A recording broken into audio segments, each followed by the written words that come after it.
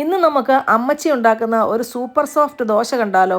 നല്ല പൂ പോലത്തെ ദോശയാണ്, ടേസ്റ്റും അപാരം. അപ്പോൾ നമ്മളൊക്കെ ഉണ്ടാക്കുന്നതിൽ നിന്നും വ്യത്യസ്തമായിട്ട് അമ്മച്ചി ഈ ദോശ ഉണ്ടാക്കുമ്പോൾ എന്താ ചെയ്യുന്നതെന്ന് നമുക്ക് നോക്കാം. അപ്പോൾ അതിനായിട്ട് ഈ ഒരു ഗ്ലാസ്സിൽ നിറച്ച് ഉഴുന്നും സെയിം ഗ്ലാസ്സിൽ 2 ഗ്ലാസ് പച്ചരിയും വെവ്വേറെ പാത്രത്തിലാണ് കുതിരാനിടുന്നത്. ഒരു 6 മണിക്കൂർ കുതിരാനിടുന്നുണ്ട്. അതിനുശേഷം അത് കഴുകിയെടുത്തിട്ട് മിക്സിയിലിട്ട് ഉഴുന്ന് ഒരു പ്രാവശ്യം ഒന്ന് അടിച്ചെടുത്ത ശേഷം ഉഴുന്നിലേക്ക് തന്നെ ആ സെയിം ഗ്ലാസ്സിൽ 1 ഗ്ലാസ് ചോറ് അമ്മച്ചി ചേർക്കാറുണ്ട്. ഉഴുന്നിനകത്താണ് ചോറ് ചേർക്കുന്നത്, അരിക്കകത്തല്ല. ഞാൻ സാധാരണയായിട്ടും അരിക്കകത്തായിരുന്നു ചേർക്കുന്നത്, പക്ഷേ അമ്മച്ചി ഉഴുന്നിനകത്തേക്കാണ് ചോറ് ചേർത്തിരിക്കുന്നത്. അപ്പോൾ അതുപോലെ തന്നെ ഇത് ദോശക്ക് അരച്ചെടുക്കുമ്പോൾ നല്ല ഫൈൻ പേസ്റ്റായിട്ട് തന്നെ അരച്ചെടുക്കണമെന്നാണ് പറയുന്നത്, അരിയും ഉഴുന്നും. പക്ഷേ ഇഡ്ഡലി ഉണ്ടാക്കുമ്പോൾ അമ്മച്ചി പറഞ്ഞ ഒരു ശകലം തരി വെച്ചിട്ട് വേണം, തരിയായിട്ട് വേണം ഇഡ്ഡലിക്ക് അരച്ചെടുക്കാം. പക്ഷേ ദോശയ്ക്ക് നല്ല ഫൈൻ പേസ്റ്റായിട്ട് തന്നെ അരച്ചെടുക്കണമെന്നാണ് പറഞ്ഞത്. അപ്പോൾ അതുപോലെ തന്നെ വേറൊരു ടിപ്പുണ്ട് ദോശ ഉണ്ടാക്കാനായിട്ട്.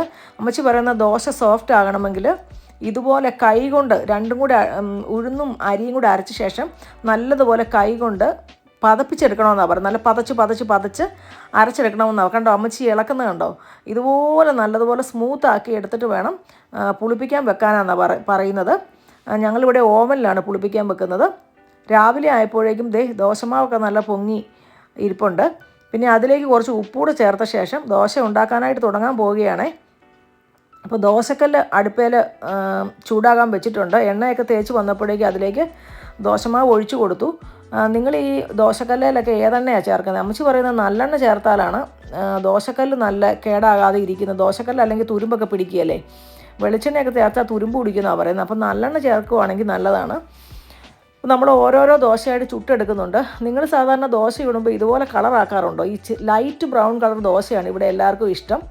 പണ്ടൊക്കെ ഞാൻ നാട്ടിൽ കടയിൽ നിന്ന് ദോശ മേടിക്കുമ്പോൾ ഞാൻ ഓർക്കാറുണ്ട്, അതൊരു പ്യുവർ വൈറ്റ് ദോശയാണ് നമ്മൾ കടയിൽ നിന്ന് വാങ്ങിക്കുന്ന ദോശ.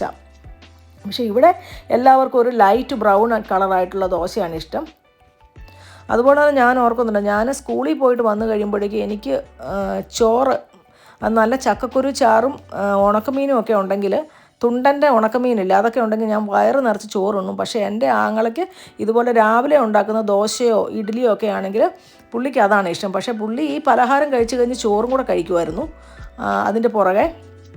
അപ്പോൾ നമ്മുടെ ദോശ 1 by 1 ആയിട്ട് അമ്മച്ചി ഉണ്ടാക്കി എടുക്കുന്നുണ്ട്. അപ്പോൾ ഈ ദോശ സാമ്പാർ കൂട്ടിയാണ് ഞങ്ങൾ കഴിച്ചത് കേട്ടോ.